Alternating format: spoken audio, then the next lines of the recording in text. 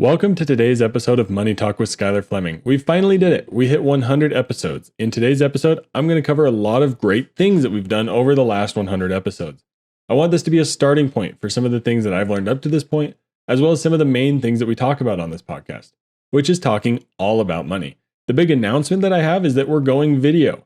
This episode and future episodes are going to be videos you can find on my YouTube channel. My YouTube channel is going to be linked in the show notes, of course. So please go subscribe there, share with friends.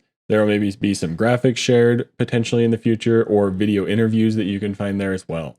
But let's get into today's episode with the money talking points. The money talking points for today's episode are: what have you learned in 100 episodes of Money Talk with Skyler Fleming? And 2, is there a financial topic that you would like to have a conversation about? The main thing with that is go and have a conversation about it, or send me an email. I'd love to have a conversation with you, either via email, or you can even come on the podcast if you're interested in that. But with those money talking points in mind, let's get right into today's episode. You know, we don't talk about money enough. It's a topic that gets ignored for some reason, even though it plays a role in everyone's day-to-day life. This issue is what brought Money Talk with Skyler Fleming to reality. I know you're probably busy and don't have time to research and learn about all the things that go into personal finance. But that's where this podcast, Money Talk with Skyler Fleming, comes into play. I'm your host, Skyler Fleming. I'm here to do the research and learn about all the things that go into personal finance. The goal is to simply get us talking about money. So let's get talking.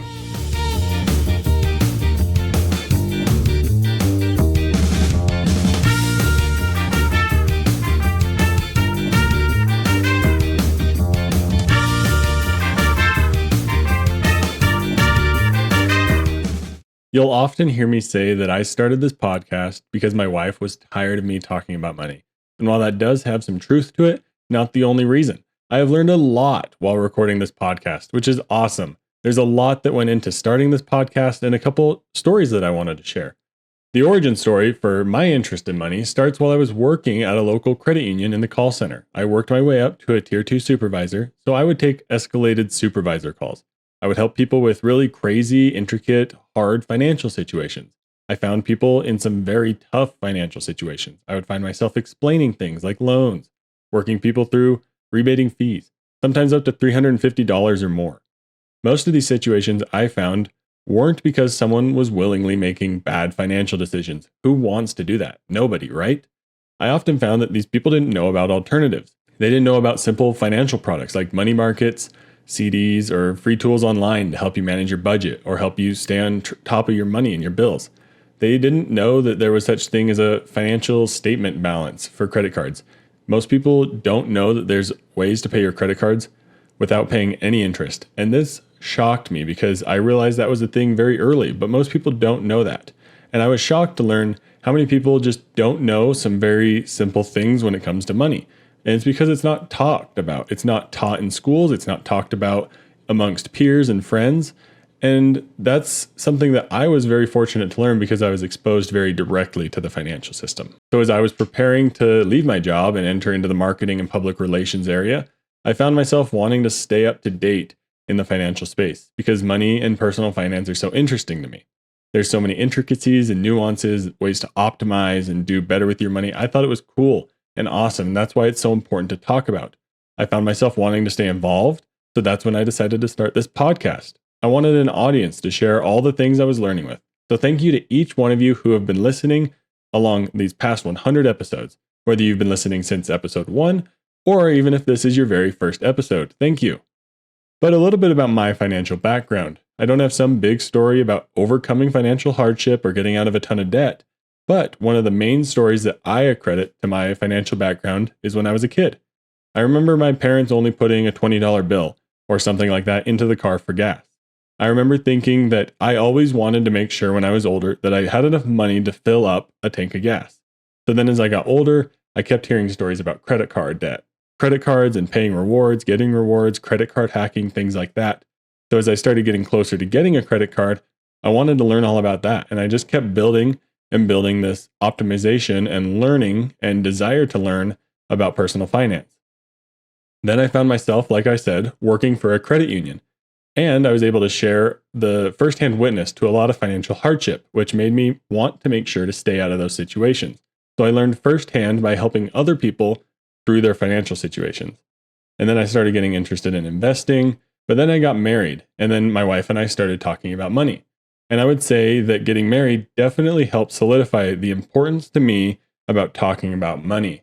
I don't know where my wife and I would be financially if we didn't talk about money as much as we do. But how is this episode going to impact you? What are going to be some of the key takeaways? Let's talk about that next.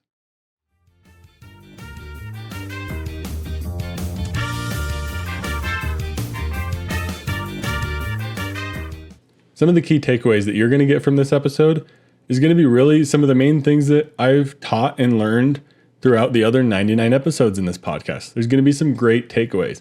I'm going to be talking about why talking about money is important. And then I have some great specific things from specific episodes that you could go back and listen to that I wanted to summarize into one great episode, a good starting point. So if you want to start having money talks with your friends, share this episode with them. But let's get into talking about why is talking about money so important.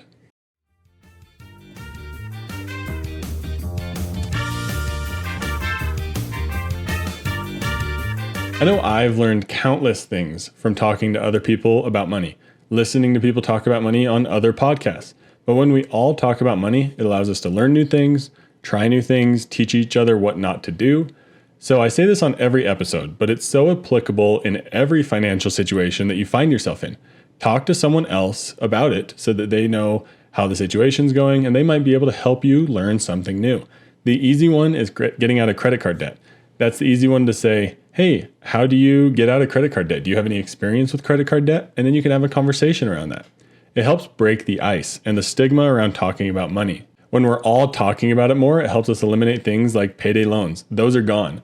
Paying credit card interest, gone. And other harmful financial practices because we're talking about it and teaching each other and doing some really fun and awesome things. When we're all talking about money, we're learning and doing better together.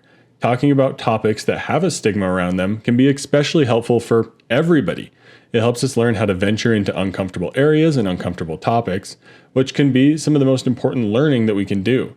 And when we learn to have those uncomfortable conversations, it really helps us grow and helps everyone around you grow. So think of some of the main things that are taboo to talk about. Money is certainly one of them. When we have conversations, like I said, it helps break down those walls and helps us live better and smarter lives. So now let's get into the meat of the 100 episodes that we've had so far. What have I learned in 100 episodes? Let's talk about that next.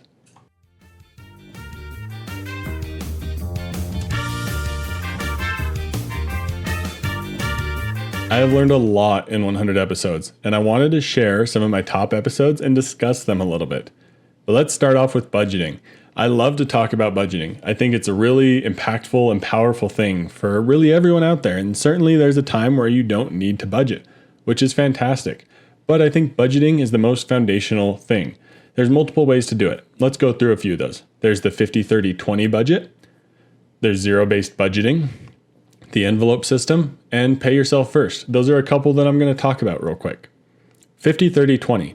50-30-20 is just 50% to necessary expenses, 30% to discretionary expenses, and 20% to debt payments or savings. A zero-based budget, which if you want to learn more about, refer to episode 21 about zero-based budgeting and sinking funds. But a zero-based budget allows you to make sure every dollar has a purpose. This is what my wife and I do. We make sure every dollar has somewhere to go. It's how we control our savings. It's how we control our investing. It's how we control our spending. We're putting every dollar into some sort of category. But you don't have to spend every dollar in the budget. That's where sinking funds can come into place. And we're going to talk about sinking funds more, of course, because if you've been listening to this for more than 5 episodes, you've probably heard me mention sinking funds. And they come in real handy with a zero-based budget. The envelope system. This is a great one if you're trying to curb your spending by using cash. Because cash can feel like a free purchase to younger adults, which is maybe a little bit of a side topic. I know for me, if I have cash, it's not likely going to be considered in our budget, and I can spend it freely with no guilt. But for some people, cash can be a way to manage your spending because you feel that pain that comes with handing over a $20 bill or a $100 bill. But if you're like the younger generations where cash feels like a free purchase because you're not used to using cash, there's many systems out there to build an envelope system with your debit card. Cube Money, spelled with a Q, is one that I have heard of, but I haven't tried. So make sure, as always, to do some research on it if you're interested in that. But the envelope system can be extremely helpful to curb your spending by using cash. Put some of your bigger spending categories into physical envelopes with actual cash and curb your spending that way. Pay yourself first is another budgeting method. This lends well to automation. Maybe you want things to be going to the right places. Maybe you've graduated from that zero-based budgeting point and you want to just let things flow automatically. So you set up all these automations to put money in the right places, whether it's buckets with a bank like Ally, whether it's your spreadsheet automatically doing things for you, whether it's your direct deposit automatically going to investment, retirement, your savings account, and all those different places. Automation is key and is really awesome, but paying yourself first is a great budgeting technique if that's something you can afford to do. But you have to make sure to give your money a purpose, no matter which budgeting method you're using. Really, budgeting helps you rein in so many financial hiccups or issues like overspending or oversaving. I think budgeting really unlocks your money to work for you. But of course, I say this all the time, give yourself at least 3 months to work through a budget. That's the time period it takes to really get used to having a budget. Now let's talk about sinking funds. Again, refer to episode 21, Zero-Based Budgeting and Sinking Funds, or episode 3, Sinking Funds. But sinking funds to me are saving through budgeting. They're very, very helpful for specific categories like vacation, car repair, annual purchases or subscriptions, and any other category where you have larger and maybe irregular expenses. My wife and I love using our sinking funds. You can also call them buckets. Like I said, Ally Bank is something that gets mentioned around the term buckets because they have a really great tool for it. But sinking funds for me are really awesome. They're really easy to keep track of. You take the money that you don't spend and you put it into that sinking fund, and then it grows and grows and grows. And you're able to use that money further down the road as you've saved it by not spending it for larger expenses. One that my wife and I use it for is vacations. We recently went on a vacation where we spent several $100s. We don't have that kind of money in one budget in 1 month to throw several $100s at a vacation. But over many months in between our vacations and in longer stretches where we're not going on a vacation, we're still budgeting towards vacations. And then when our vacation does come up, we're able to use our sinking fund to easily pay for our trip. Another key concept that you'll hear in my podcast is planning. And this is coming from episode 56, The Importance of a Plan, and episode 20, A Money Plan, and episode 6, A Written Plan. So let's talk about episode 6, A Written Plan. If you're going to just go with the flow or just be doing whatever happens with your money kind of style, you're probably going to end up broke because everyone wants your money, and we need to do our best to keep our money in our hands. That's where a written plan is going to help you reduce stress. It will help you stop wondering what you're going to do with your next paycheck. That's directly from episode 6. So way back when we were talking about a written plan, that's how you're going to stay on top of your money. You're going to keep your money yours if you have a written plan in place. You want to make sure you know what your money is going to do for you and not what others want to do with your money. But from episode 20, we say, goals are far easier to obtain when you plan for them. This is where you can have some fun and really dream big. I love planning for goals and dreams and things like that. It's really fun conversations to have, especially if you're married. Think about what you want your retirement to be like. Think about what you want that amazing place that you've always wanted to travel to. Where is that? How are you going to get there if you don't have a plan? The plan is going to help you understand the role that your money has in achieving your goals. And once your plan's in place, then you can track your money and redirect it to where it needs to go. That way you're not just spending it or throwing money at random goals, hoping it sticks. But when you have a plan in place, it's easy, very easy, to figure out where to direct the money and what to do to adjust and correct. When you don't have a plan in place, how are you ever going to know what to do with your money and how to fix your maybe issues that you're facing or how to correct it so you can reach your goals? From episode 56, which is where we really learn the importance of a plan, everything in our life goes better when there's a plan. It's hard to just wing stuff and go with the flow. And that's especially true when it comes to money. Writing down a plan makes it a lot easier to stick to the plan. And if you don't have a plan, create one, or else not creating one can lead to a lot of indecision, because then you don't really know what you're going to do with your next dollar. You don't really know what you want to do with your vacation, with the savings you have, and then you end up cashing out your 401k because you don't really know what its purpose is because you've never thought about your retirement. But accountability partners are also something to consider when it comes to creating a plan. They can help you stick to your plan. And if you don't have someone who can help you stick to your plan, I would be happy to help you.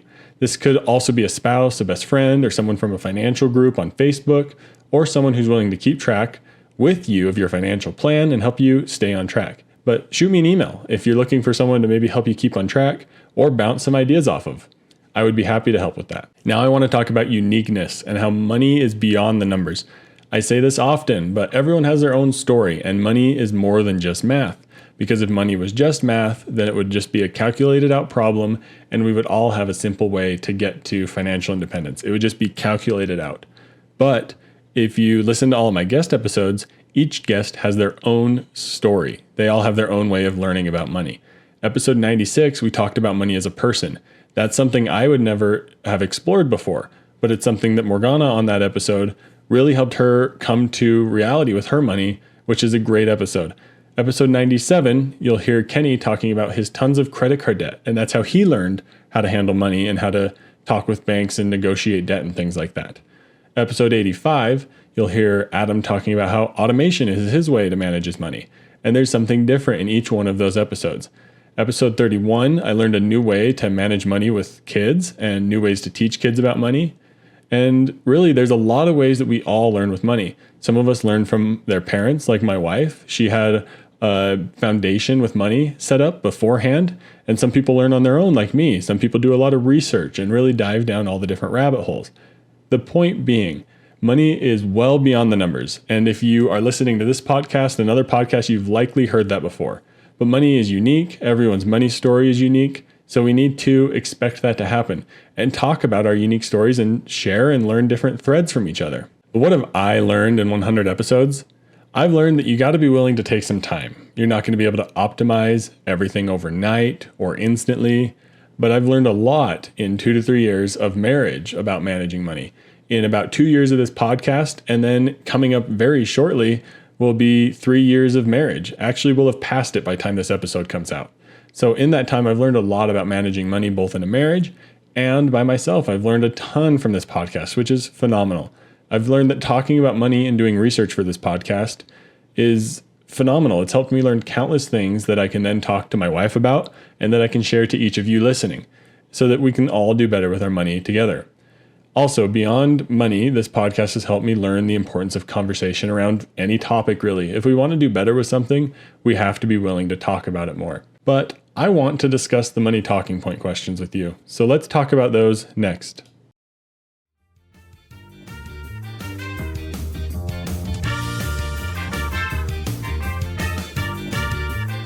The first money talking point is, what have you learned in 100 episodes of Money Talk with Skyler Fleming? Well, I just shared a whole segment about what I've learned in 100 episodes, so I would love to hear from each one of you listening. Please find my post on social media for this episode, or email me in the show notes, or leave a comment on the new YouTube video for this episode. What have you learned in some recent episodes? What are some things that you've caught that have stuck out to you? What are some things that you've enjoyed about this podcast? What have you learned in the previous 99 and now 100 episodes of Money Talk with Skyler Fleming? Second, the second money talking point is, what is a financial topic that I would like to have a conversation about? For me, it's rental real estate. It's a topic that I've never really dived into, and I'm starting to read some books around and try to wrap my head around it. So I'm looking forward to having some conversations around that. If you know an author or a podcast that talks about rental real estate or talks about real estate investing that you think would be fun to hear a conversation with, please let me know. I'd be happy to reach out to anyone to see if they want to come on this podcast and be a guest. But what topics do you have in mind? I'd love to get suggestions. I would love to have a conversation with you directly about something you're doing in your financial life. That would be a ton of fun. Or if there's a topic you want me to do more research on, I would be happy to do that. But we're almost done with our 100th episode, which is just crazy to me. Let's wrap up today's episode next.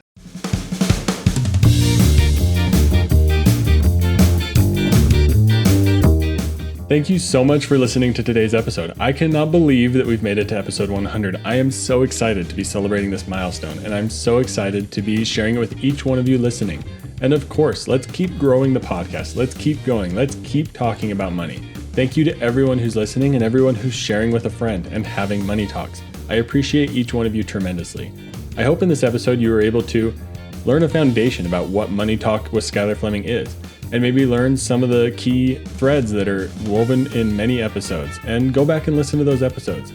All of the links and all of the episodes mentioned will be linked in the show notes, so you can always find those there. And you can follow me on social media just by searching Money Talk with Skyler Fleming. And you can now find me on YouTube. I'm doing video podcasts now, which is super exciting. I'm so excited to keep going with this podcast. We're coming up on 2 years with episode 104, and then we'll be aiming for episode 150, episode 200, and we'll keep going from there. Things are going to keep growing and evolving as we go. So thank you everyone for listening. But thank you for listening to today's episode of Money Talk with Skyler Fleming. I'm your host, Skyler Fleming. Have a great week. Thank you for listening to Money Talk with Skyler Fleming. This show is provided for informational and entertainment purposes and may not be specific to your unique situation. Please be sure to do additional research before making any financial decisions.